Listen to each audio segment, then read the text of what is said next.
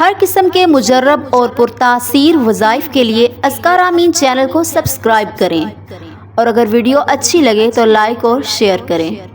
السلام علیکم ورحمۃ اللہ وبرکاتہ۔ کوئی بھی نیا کام شروع کرنے سے پہلے یہ وظیفہ کر لیں، اس میں کبھی نقصان نہیں ہوگا۔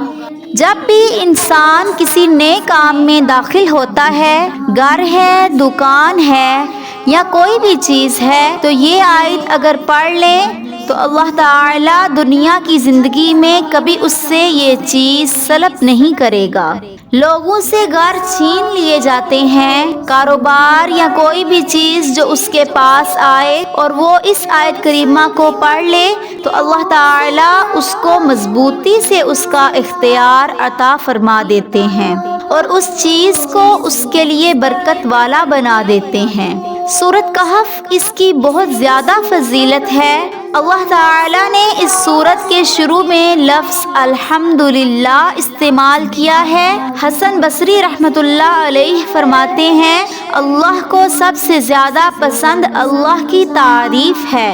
اللہ یہ چاہتا ہے کہ میری تعریف کرو، مجھ سے مانگ لو۔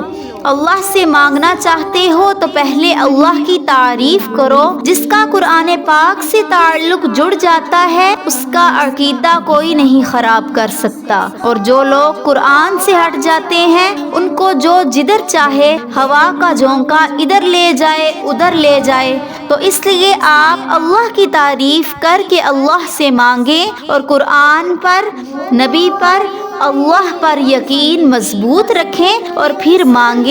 اب جب آپ نیا گھر بنائیں اور اس میں داخل ہوں یا دکان بنائیں اور افتتاح کریں یا کسی بلڈنگ کا افتتاح کریں یا کوئی بھی آپ نیا کام شروع کریں، کسی بھی کام کا آغاز کریں تو وہاں اس آیت کریمہ کو 11 مرتبہ پڑھ کر دعا کر کے پھر وہاں افتتاح شروع کریں۔ وہ آیت کیا ہے؟ سورۃ کہف کی آیت نمبر 3 ہے، ماکثین فیہ ابدا۔